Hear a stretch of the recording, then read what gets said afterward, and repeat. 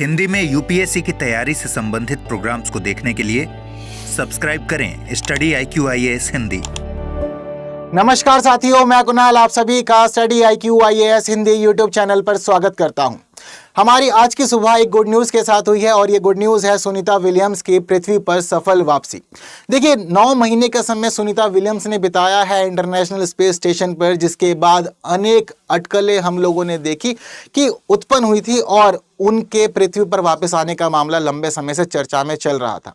अब हम लोग यहाँ पर ये देखते हैं कि सभी कार्य सफलतापूर्वक हो चुका है और आज सुबह ही सुनीता विलियम्स ने फ्लोरिडा तट पर सुरक्षित रूप से यहाँ पर लैंडिंग कर ली है।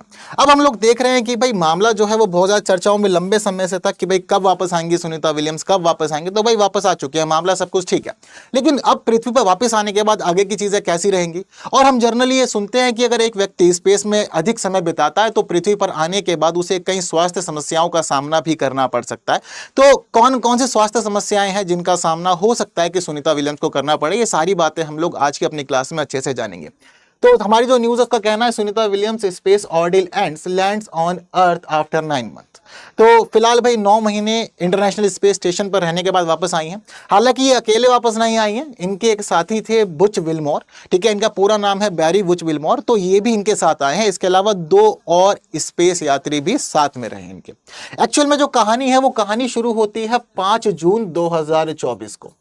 एक्चुअल में नासा ने यहाँ पर एक परीक्षण उड़ान का निर्धारण किया था, निर्णय लिया था। एक्चुअल में 5 जून 2024 की एक उड़ान थी जिसमें यह तय किया गया था कि भाई 8 दिन का ये पूरा का पूरा मामला रहेगा, यानी कि 8 दिनों तक ही सिर्फ और सिर्फ सुनीता विलियम्स और बुच विल्मोर को रहना था इंटरनेशनल स्पेस स्टेशन पे। अब इस दौरान इस पूरी की पूरी यात्रा का जो मुख्य उद्देश्य था वो उद्देश्य ये रखा गया था कि चालक दल के संचालन के लिए अंतरिक्ष यानी कि सुरक्षा को सत्यापित किया जा सके और उसी के लिए पूरी की पूरी उड़ान थी। अब इस उड़ान के तहत जिस स्पेसक्राफ्ट का इस्तेमाल किया गया था उस स्पेसक्राफ्ट का नाम था स्टारलाइनर और ये बोइंग का एक स्पेसक्राफ्ट था। अब हम लोग यहां पर ये देखते हैं कि सभी चीजें ठीक ठाक शुरू तो हुई और ये दोनों ही साथी जो थे वो इंटरनेशनल स्पेस स्टेशन पर सफलतापूर्वक पहुंच भी गए थे बिना किसी परेशानी के। लेकिन जब ये लोग इंटरनेशनल स्पेस स्टेशन पे थे उस दौरान जब स्टारलाइनर की जांच की गई तो स्टारलाइनर का जो प्रणोदक है उस प्रणोदन के अंदर ये देखा गया कि कुछ खराबी आ गई, यानी कि प्रणोदन अर्थात उसका प्रोपल्शन। तो ये देखा गया कि जो प्रोपल्शन है वो कुछ समस्याओं से गुजर रहा है और उन समस्याओं के कारण अगर इन दोनों लोगों को इंटरनेशनल स्पेस स्टेशन से वापस लाने की कोशिश की जाती है तो समस्याएं हो सकती हैं और हो सकता है कि कहीं ना कहीं कुछ बड़ी गड़बड़ी हो जाए जिसके लिए कोई भी तैयार नहीं था। तो इसी के तहत भाई नासा ने ये निर्णय किया कि भाई अब देखो आगे की कार्रवाई जो होगी वो हम लोग थोड़ा सा प्लान को चेंज करके ही करेंगे। तो जो स्टारलाइनर था उसको फिर उसके बाद में खाली वापस बुला लिया गया और खाली वापस आ जाने के बाद में हम लोगों ने देखा कि सारा का सारा मिशन जो था वो शिफ्ट कर दिया गया स्पेस एक्स के ऊपर। अब स्पेस एक्स के ऊपर शिफ्ट किए जाने के बाद भी सब चीज़ें कैसे कंप्लीट की जाए, सब चीज़ें कंप्लीट करने का मामला जो था वो उसमें इनको ये दिख रहा था कि भाई अब हमें थोड़ा सा वेट करना पड़ेगा और वेट करने के बाद जो कहानी जुड़ेगी वो कहानी जोड़ी जाएगी स्पेस एक्स के क्रू 9 मिशन के साथ में और क्रू 10 मिशन के साथ में, ठीक है। तो अब एक्चुअल में जो स्पेस एक्स का क्रू 9 मिशन था ये मिशन पहुंचता है सितंबर 2024 को स्पेस में, ठीक है। अब ये कब पहुंचता है, यानी कि हमारा जो इंटरनेशनल स्पेस स्टेशन है उसके ऊपर ये लोग पहुंचते हैं सितंबर 2024 में। अब शुरुआती तौर पर तो हम लोग ये देखते हैं कि जो स्पेस एक्स का क्रू 9 मिशन था उसके अंदर 4 लोगों को चुना गया था, 2 पुरुष थे 2 महिलाएं थी। अब यहां पर मामला ये फंसा कि सुनीता विलियम्स और बुच विल्मोर दोनों को वापस भी लाना है। तो ऐसी स्थिति में क्या हुआ कि जो क्रू 9 मिशन था उसकी जो दोनों महिलाएं थी उन दोनों महिलाओं को यहां पर मिशन से बाहर किया गया। जो 2 पुरुष थे उन दोनों पुरुषों के ऊपर सारा का सारा दारोमदार दिया गया, इन पे सारा दारोमदार इनको सौंपा गया और दारोमदार सौंपने के बाद क्या था कि जो 2 लोगों को हटाया गया था उनको हटाए जाने का मुख्य उद्देश्य ये था कि यहाँ पर सुनीता विलियम्स और बुच विल्मोर के लिए जगह बनाई जा सके ताकि जाएंगे तो 2 लोग लेकिन वापसी में ये 4 लोग वापस आ सके। तो एक्चुअल में अभी हुआ भी कुछ ऐसी ही है। स्पेस एक्स क्रू 9 मिशन के ये जो 2 साथी हैं ये दोनों साथी, इनका नाम है निक हैग और दूसरे हैं यहाँ पर अलेक्जेंडर गोरवुलोव, ठीक है। हालांकि एक जो है या जो निक हैग है ये नासा के ही हैं, यूएस के हैं ये, वहीं दूसरे हम लोग देख रहे हैं जो अलेक्जेंडर गोरवुलोव हैं ये रशिया के एस्ट्रोनॉट हैं। तो ये 2 साथी इन दोनों के साथ सुनीता विलियम्स और विच मिलमोर, इन चारों ने एक साथ लैंडिंग की है फ्लोरिडा के तट पर। सफलतापूर्वक सारा कार्य हुआ, लेकिन सारा का सारा मामला इनसे ही जुड़ा नहीं था। एक्चुअल में ये मिशन जो था स्पेस एक्स का क्रू 9, ये मिशन कनेक्टेड था स्पेस एक्स के क्रू 10 मिशन के साथ में। अब मामला ये था कि जो क्रू 10 मिशन है, ये मिशन मार्च के महीने में पहुंचा है फिलहाल इंटरनेशनल स्पेस स्टेशन पे। इन लोगों के इंटरनेशनल स्पेस स्टेशन पर पहुंचने के बाद जो क्रू 9 के यात्री थे वो सब लोग वापस आए हैं, तब जाकर के ये चीजें पूरी हुई हैं। तो देखिए मामला किस प्रकार से एक इंटरकनेक्टेड था। सबसे पहले सुनीता विलियम्स और विच विलमोर जाते हैं सिर्फ और सिर्फ ये सत्यापित करने के लिए कि चालक दल के संचालन के लिए अंतरिक्ष यान सुरक्षित है या नहीं है। फंस जाते हैं, फंसने के बाद सारा मामला फंस जाता है क्रू 9 मिशन के ऊपर। फिर क्रू 9 मिशन का वेट किया जाता है, ये सितंबर में पहुंचता है, बट ये सब लोग उस समय भी वापस नहीं आ सकते थे तुरंत, तो इनको रुकना था क्रू 10 मिशन के लिए। अब क्रू 10 मिशन जब पहुंचा, ये क्रू 10 मिशन जो है ये संडे को ही जस्ट पहुंचा है, और संडे को इनके पहुंचने के बाद में फिर क्रू 9 मिशन ने वहां से वापसी की तैयारियां की, और सुनीता विलियम्स, विच विलमोर, निक हैग और अलेक्जेंडर गोरबुलोव, ये चारों लोग तब जाकर के वापस आए। अब ये वापस कैसे आए? तो देखिए ये वापस आए हैं इसके माध्यम से। अब ये है क्या एक्चुअल में? तो देखिए जिसकी तस्वीर हम लोग देख रहे हैं, ये एक्चुअल में space x crew dragon capsule है, जिसका नाम है फ्रीडम। नाम याद रखिएगा, space x crew dragon capsule freedom है ये। तो फ्रीडम इसको नाम दिया गया। अब इसी कैप्सूल के माध्यम से ये चारों लोग सफलतापूर्वक पृथ्वी पर वापस आए हैं। हालांकि पृथ्वी पे जिस समय ये वापस आ रहा था, उस समय इस कैप्सूल ने 1650 डिग्री सेल्सियस तक का तापमान झेला है। इतने अधिक तापमान से गुजरते हुए ये पृथ्वी पर पहुंच पाया है। ठीक है, अब सब चीजें ठीक हो गई, सफलतापूर्वक आ गए हैं, पहुंच गए हैं, लेकिन अब चीजें बदल गई हैं अचानक से। हम सभी ये बातें बचपन सुनते हुए आए हैं कि भाई स्पेस की दुनिया एक अलग दुनिया है, पृथ्वी एक अलग दुनिया है, चीजें बहुत ज्यादा अलग है। अब बदलाव क्या हुआ? तो देखिए अब सुनीता विलियम जिस समय इंटरनेशनल स्पेस स्टेशन पे थी, तो स्पेस में क्या होता है मामला, माइक्रोग्रेविटी का मामला होता है। बट अब आप आ गए हैं पृथ्वी पर, तो अब आप ग्रेविटी के अंदर हैं, चीजें बहुत बदल गई हैं, वायुमंडल बदल गया। अब ऐसी स्थिति में क्या होगा सबसे पहले सुनीता विलियम्स के साथ में? तो देखिए Sunita Williams back on earth, Sunita Williams back on earth, here's what happens now. तो देखिए अब आगे क्या होने वाला है। तो देखिए सफलतापूर्वक जैसे ही सुनीता विलियम्स उतरी फ्लोरिडा के तट पर, तो सफलतापूर्वक उतरने के बाद कुछ चरण है जिससे अब धीरे धीरे ये लोग गुजरेंगे और सभी चीजें पूरी की जाएंगी। सबसे पहले तो इनको चिकित्सा सहायता दी जाएगी तुरंत, यानी कि जब आप इंटरनेशनल स्पेस स्टेशन से निकले और आप पृथ्वी पर आए, तो इस दौरान आपके शरीर में कहीं कुछ ज्यादा गड़बड़ी तो नहीं हो गई, कुछ आप स्वास्थ्य समस्याओं का सामना तो नहीं कर रहे हैं, आप परेशान तो नहीं, शरीर ठीक रूप से आपका कार्य कर रहा है या नहीं कर रहा। तो पहले होगी सबसे आपके पूरे शरीर की जांच। अब पूरे शरीर की जांच करने के बाद आपको सारी चिकित्सा सहायता दे देने के बाद में जब ये सत्यापित कर लिया जाएगा कि शरीर ठीक है, शरीर में कोई परेशानी नहीं है, चारों लोग बिल्कुल सुरक्षित हैं, स्वस्थ हैं, तो ऐसी स्थिति में इन सभी लोगों के लिए एक जगह निर्धारित की गई, और वो जगह है ह्यूस्टन के अंदर नासा का जॉनसन अंतरिक्ष केंद्र। ये सभी लोग सबसे पहले जाएंगे जॉनसन अंतरिक्ष केंद्र में, और यहां जाने के बाद 45 दिन का पुनर्वास ये लोग करने वाले हैं। ठीक है, क्या होगा इनके साथ में? अभी 45 दिन का पुनर्वास इनको फिलहाल किया जाएगा, यानी कि रिहैबिलिटेशन में रखा जाएगा इनको 45 दिनों के लिए। इस दौरान इनकी जांच की जाएगी कि भाई अब आप स्पेस से आए हो, माइक्रोग्रेविटी से ग्रेविटी के अंदर अब रहने लगे हो, शरीर में क्या क्या परिवर्तन हो रहा है, शरीर चीज़ों के बदलने के साथ साथ कैसा रिएक्ट कर रहा है, क्या ये चीज़ें आपके लिए पॉजिटिव है, क्या ये नेगेटिव है, क्या सब चीज़ें नॉर्मली हो रही है या नहीं हो रही है। तो 45 दिन रिहैबिलिटेशन में पूरे शरीर की जांच इस प्रकार से की जाती रहेगी, और जब 45 दिन का ये पूरा का पूरा चरण है, ये पूरा का पूरा फेज ये लोग सफलतापूर्वक कंप्लीट कर लेंगे, तो तब हम लोग जाके देखेंगे कि इनको फिर डीब्रीफिंग के लिए बुलाया जाएगा, क्योंकि ये 45 दिन जो है ये अपने आप में बहुत ज़्यादा महत्वपूर्ण है, सभी चीज़ें बदल गई हैं। तो इस दौरान इस 45 दिन के रिहैबिलिटेशन पे खास फोकस किया जाएगा।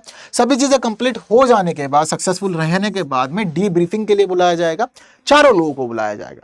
ठीक है, चारों लोगों को डीब्रीफिंग के लिए बुलाया जाएगा, और डीब्रीफिंग के बुलाने जाने के बाद में फिर इन लोगों से बातचीत की जाएगी कि भाई देखो जब आप गए थे इंटरनेशनल स्पेस स्टेशन पे तो क्या क्या चुनौतियां रहीं, क्या क्या परेशानियां रही, कैसा रहा आपका अनुभव, क्या क्या एक्सपीरियंस है जो आप सभी के साथ शेयर करना चाहते हैं, कोई दिलचस्प बात, कोई खराब बात, कुछ परेशानी, कब कब आपने कैसा कैसा फील किया। तो डीब्रीफिंग की जाएगी, इनसे सारी बातें इत्मीनान से जानी जाएगी। और सुनीता विलियम्स और विच विलमोर का सफर तो पूरा 9 महीने का सफर रहा है, तो ऐसी स्थिति में इनका एक्सपीरियंस भी बहुत ज़्यादा लंबा है। तो कंप्लीट इनका जो एक्सपीरियंस रहा है वो एक्सपीरियंस लिया जाएगा, बाकी लोगों के साथ में भी शेयर किया जाएगा। और साथ साथ जो आने वाले मिशन रहेंगे उन सभी मिशंस के लिए तैयारियां इनके एक्सपीरियंस के आधार पर की जाएगी कि अब आने वाले जो हमारे मिशन है उनमें किन किन चीज़ों का ध्यान रखना है, क्या क्या तैयारियां करनी है, किस किस चीज़ को छोड़ना है, किस किस चीज़ पे खास ध्यान रखना है। तो वो सारा मामला जुड़ेगा इनकी डीब्रीफिंग से। तो ये सब चीज़ें कंप्लीट हो जाने के बाद में फिर इनको रिलीज कर दिया जाएगा कंप्लीटली। उसके बाद अब आपको जहां जाना है आप जा सकते हैं, घूम फिर सकते हैं, परिवार से मिल सकते हैं, दोस्तों से मिल सकते हैं, पार्टी कर सकते हैं, पृथ्वी वाली जो जिंदगी है वो जिंदगी एंजॉय कर सकते हैं। जैसे कि सुनीता विलियम्स की वापसी के बाद हम लोगों ने देखा कि प्रधानमंत्री नरेंद्र मोदी ने खुद सुनीता विलियम्स को इन्वाइट किया है भारत आने के लिए। तो अभी तो वापस भारत नहीं आ पाएंगे फिलहाल ये, लेकिन मामला ये है कि अभी पहले इस पूरे के पूरे प्रोसेस से गुजर जाने के बाद में फिर ये प्लान करेंगी और भारत आ सकेंगी। तो बुला लिया गया है बट थोड़ा सा समय लगेगा इनको वापस आने में। तो ये कुछ चरण होते हैं जो एक अंतरिक्ष यात्री को पृथ्वी पर वापस आने के बाद फेस करने पड़ते हैं, इन सभी चरणों से गुजरना पड़ता है। अब एक समस्या हम सभी लोगों के मामले में हम सभी लोगों के साथ है कि भाई आपने जगह बदली, आप स्पेस से पृथ्वी पर आए, सब कुछ बदल गया, तो क्या स्वास्थ्य समस्याएं हो सकती हैं, किन किन समस्याओं का, किन किन परेशानियों का सामना करना पड़ सकता है, इन बातों को भी जानना होगा। तो Sunita Williams may face painful return to earth, bone density loss, baby feet and more. तो अब देखिए कुछ कुछ समस्याएं जो जनरली मानी जाती है उनमें बोन डेंसिटी लॉस होता है, बेबी फीट होते हैं और भी बहुत कुछ होता है। तो क्या क्या समस्याएं हैं आइए जरा उनको भी हम लोग अच्छे से जानते हैं। तो सबसे पहली बात जो कही जाती है वो कही जाती है बेबी फीट की। अब आप लोग सोच रहे होंगे कि बेबी फीट का मामला क्या होता है। तो देखिए जब कभी भी कोई भी व्यक्ति स्पेस में लंबा समय बिताता है तो लंबा समय बिताने के बाद ये माना जाता है कि उसके पैर ना हल्के हो जाते हैं। देखो वैसे तो हमारे पूरे शरीर का भार जो होता है वो हमारे पैरों पर ही होता है। अब पैर की जो हमारी स्किन होती है ना वो हार्ड होती है, बट जो एस्ट्रोनॉट्स है वो ये बताते हैं कि स्पेस में लंबा समय बिताने के बाद में जो पैरों की हार्डनेस होती है वो हट जाती है और पैरों की जो हमारी हार्ड स्किन होती है वो स्किन निकल जाती है, जिसके बाद क्या होता है पैर हमें ना हमारे हल्के हल्के से महसूस होते हैं और हल्के हल्के पैरों की वजह से भाई हमारे लिए समस्या क्रिएट करते हैं पृथ्वी पर आने के बाद में। अब जब हम लोग पृथ्वी पर चलना शुरू करते हैं तो ऐसी स्थिति में हमें पैर लगते हैं अब हल्के हल्के। भाई हल्के हल्के पैर जो होते हैं वो हमें कहीं ना कहीं परेशानी देते हैं, हम ठीक से नहीं चल पाते, लड़खड़ाहट होती है और हमारी बॉडी प्रॉपरली बैलेंस नहीं कर पाती। तो एक जो बड़ी समस्या जनरली एस्ट्रोनॉट्स को फेस करनी पड़ती है वो बेबी फीट की होती है। क्लियर है बात सारी। दूसरा मामला होता है बोन डेंसिटी और मसल लॉस का। अब देखिए जब कभी भी कोई भी व्यक्ति स्पेस में लंबा समय बिताता है तो ऐसी स्थिति में क्या होता है कि स्पेस के अंदर जो वातावरण है उस वातावरण में रहने के कारण हमारी जो हड्डियां हैं, हड्डियों के जो टिश्यू हैं, उन टिश्यूओं का आकार बदलना शुरू हो जाता है। अब टिश्यूओं का आकार बदलता है स्पेस के हिसाब से, वहां सभी चीजें हो रही होती हैं, लेकिन आकार बदलने के कारण क्या हो जाता है कि जो हमारी बोन की डेंसिटी होती है वो खराब हो जाती है, हमारी हड्डियां धीरे धीरे कमजोर होने लगती हैं और भंगूर होने लगती हैं। अब स्पेस के हिसाब से तो चीजें मैनेज हो जाती हैं, बट जब वह व्यक्ति वापस पृथ्वी पर आएगा तो समझिए कि उसको शरीर के अंदर कितनी ज्यादा कमजोरी महसूस होगी, उसकी हड्डियां कितनी ज्यादा कमजोर हो जाएंगी, किस प्रकार से हड्डियां भंगूर हो जाएंगी और कहीं वो गिरेगा या चोटिल होगा तो उसको फिर बड़ी समस्याओं का सामना भी करना पड़ सकता है। ये कुछ खास दिक्कतें होती हैं जो एक एस्ट्रोनॉट को यहाँ पर फेस करनी पड़ती है। इसके अलावा मसल लॉस भी होते हैं। अब जब हम लोग स्पेस में रह रहे हैं तो जैसे कि हमारी हड्डियों के जो टिश्यू हैं वो बदल जा रहे हैं, उनका आकार बदल जा रहा है। ठीक यहीं पे कहानी हम लोग देख रहे हैं कि हमारे शरीर के अंदर जो नए टिश्यू होते हैं, तो अब नए टिश्यू बनाने वाले जो सेल्स होते हैं ना वो सेल धीरे धीरे काम करते हैं, लेकिन टिश्यूओं को तोड़ने वाला काम, टिश्यूओं को खराब करने वाला काम जो होता है वो सेल्स अपना तेजी से जारी रखते हैं।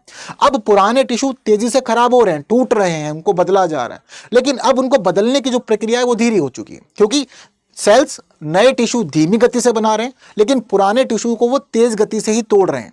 अब ऐसी स्थिति में क्या हो जाएगा कि हम लोग को फिर मसल लॉस का सामना करना पड़ेगा, क्योंकि रिकवरी जो होनी चाहिए हमारी टिश्यूज की वो प्रॉपर नहीं हो रही है, सेल्स तरीके से काम नहीं कर रहे हैं जैसा कि काम उनको पृथ्वी के हिसाब से करना चाहिए था, और ये समस्या लंबे समय तक जारी भी रहती है। तो ओल्ड टिश्यू लगातार वो खराब होते रहेंगे, टूटते रहेंगे, लेकिन नए टिश्यू धीरे धीरे गति से बनने का काम करेंगे। तो ये समस्या भी हमें देखने को मिलती है।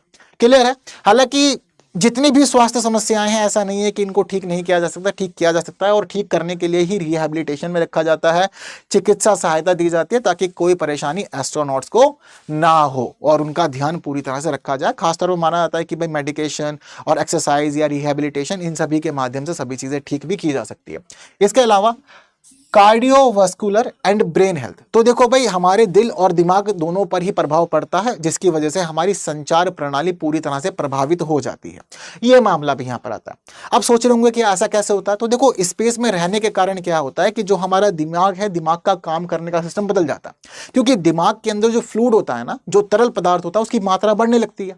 अब दिमाग के अंदर जैसे जैसे फ्लूइड बढ़ेगा, तरल पदार्थ की मात्रा बढ़ती जाएगी, तो ऐसी स्थिति में हमें देखने में परेशानी होती है। इसलिए बहुत सारे एस्ट्रोनॉट्स बताते हैं कि जब से वो स्पेस से वापस आए हैं, वो प्रॉपरली देख नहीं पा रहे हैं, दृष्टि में उनको समस्याएं हैं, विजन उनका दिक्कत कर रहा है। सुनने में समस्या होती है एस्ट्रोनॉट्स को स्पेस से वापस आने के बाद में, क्योंकि दिमाग के अंदर फ्लूइड बढ़ जाता है। और फ्लूइड बढ़ने के साथ साथ हम लोग ये देखते हैं कि जो हमारी पूरी संचार प्रणाली होती है, ये बाधित हो जाती है। इसके अलावा दिमाग के अंदर फ्लूइड बढ़ने के मामले में यह भी कहा जाता है कि एस्ट्रोनॉट्स को एक खास सिंड्रोम की समस्या हो जाती है, और ये जो सिंड्रोम होता है, उस सिंड्रोम को कहा जाता है space flight associated neuro ocular syndrome. तो इस सिंड्रोम का सामना जनरली एस्ट्रोनॉट पृथ्वी पर आने के बाद करते हैं, जो हम लोग देख पाते हैं। क्लियर है बात सारी। इसके अलावा कार्डियोवास्कुलर, तो इस मामले में क्या होता है कि दिक्कतें जो होती है हमारे दिल के साथ होती है। अब स्पेस में रहने के कारण हमारा दिल ना अपनी शेप ही चेंज कर देता है। देखो, जनरली हम लोग क्या शेप बनाते हैं हार्ट की, तो हम लोगों के लिए हार्ट तो देखो ये होता है। देखो, मेरी ड्राइंग वैसे बहुत अच्छी नहीं है, बट फिर भी कोशिश कर सकते हैं आप लोग के लिए ना। तो जनरली हम लोग जो हार्ट बनाते हैं वो कुछ इस टाइप का होता है ना, बट ऐसा नहीं होता। जो एक्चुअल में हार्ट हम लोग देखते हैं, जो मेडिकल वाला हार्ट होता है, वो हार्ट वैसे ही होता है। बट ओवरऑल फिर भी जो हार्ट होता है, हार्ट की जो शेप होती है वो कहीं ना कहीं ओवल होती है ना।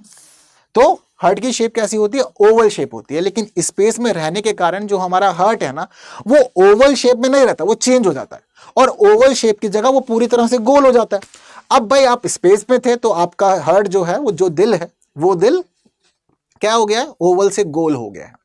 अब गोल तो वो स्पेस के हिसाब से होता है। अब आप आ गए पृथ्वी पे, अब पृथ्वी फिर दोबारा ओवल हार्ट चाहिए, तो उस हार्ट को वापस से ओवल शेप लेने में टाइम लगता है, जिसकी वजह से बहुत सारे लोगों को ब्लड संबंधी प्रॉब्लम्स होती है, हार्ट रिलेटेड प्रॉब्लम्स होने लग जाती है। ये भी एस्ट्रोनॉट्स को कुछ समस्याएं होती है जो देखने को मिलती है। और इनका जो पीरियड है वो तो 9 महीने का है। तो समझिए कि कितना ज्यादा परिवर्तन शरीर के अंदर हुआ होगा। सिर्फ 8 दिन के लिए भेजा गया था, 9 महीने बिता करके आप यहाँ पर आए। क्लियर है। इसके अलावा एक्सपोजर ऑफ रेडिएशन, तो देखिए पृथ्वी पे आप आए हैं तो आप रेडिएशन के संपर्क में भी आएंगे, और रेडिएशन के संपर्क में आने के बाद यह माना जाता है कि कुछ गंभीर बीमारियां तक हो सकती हैं एस्ट्रोनॉट्स को, ऐसा माना जाता है। और इन गंभीर बीमारियों के अंदर कैंसर का नाम भी शामिल है, कि इतना ज्यादा अधिक आप बीमार हो सकते हैं इंटरनेशनल स्पेस स्टेशन से आने के बाद रेडिएशन के संपर्क में रहने के कारण। क्लियर है कहानी। तो सभी चीजें अब तक तो सफलतापूर्वक हुई हैं, सब कुछ बहुत अच्छा रहा है। हम उम्मीद करते हैं कि आगे भी सब अच्छा रहे, क्योंकि सुनीता विलियम्स अपने आप में एक वॉरियर हैं। जिस प्रकार से पूरी तरह से अनिश्चित परिस्थितियों के अंदर इन्होंने स्पेस में समय बिताया है, सभी चीजें सक्सेसफुल इन्होंने कंप्लीट की है और सफलतापूर्वक पृथ्वी पर वापस आई हैं। तो हम सभी ये कामना करते हैं कि इनका स्वास्थ्य बिल्कुल अच्छा रहे, ये बिल्कुल ठीक रहें, सभी चीजें इनकी अनुकूल चलती रहें, परेशानियां ना हो, और जो रिहैबिलिटेशन वाला मामला है वो सफलतापूर्वक कंप्लीट हो। और जैसे कि प्रधानमंत्री नरेंद्र मोदी ने इन्हें भारत भी बुलाया, हम चाहते हैं कि बिल्कुल ये भारत भी आए। क्लियर है बात सारी। तो सारी जो हमारी ये पूरा का पूरा मामला था, डिस्कशन था, यहाँ आके कंप्लीट हो जाता है। सभी चीज़ें हम लोगों ने अच्छे से जान ली है, समझ ली है। बाकी अंत में इतनी बात कि हम लोगों के मिलने जुलने के लिए जो मेन प्लेटफॉर्म है वो तो स्टडी IQ IAS हिंदी ही है। बाकी जो और प्लेटफॉर्म है जैसे कि टेलीग्राम, इंस्टा, FB या फिर X, जहाँ हम लोग जुड़ सकते हैं, उन सभी के हैंडल जो हैं, जो यूज़र नेम है आप लोग की स्क्रीन पर है, तो आप लोग मुझसे यहाँ पर भी कनेक्ट हो सकते हैं। बाकी वीडियो जो है बहुत ज़्यादा इन्फॉर्मेटिव है, तो आप लोगों को ये वीडियो बाकी साथियों तक शेयर जरूर करनी है। जितना ज़्यादा हो सकता है शेयर कीजिए। जिन्होंने लाइक नहीं किया तो ऐसा काम नहीं करना, लाइक करके ही जरूर जाना है। बाकी इस वीडियो के लिए इतना है, लेकिन बातें जारी रहेंगी आने वाली और वीडियोस में कुछ नए विषयों के साथ। तब तक के लिए जरूरी है कि आप लोग दें मुझे विदा। Thank you so much. जय हिंद। हिंदी में UPSC की तैयारी से संबंधित प्रोग्राम्स को देखने के लिए सब्सक्राइब करें स्टडी IQ IAS हिंदी।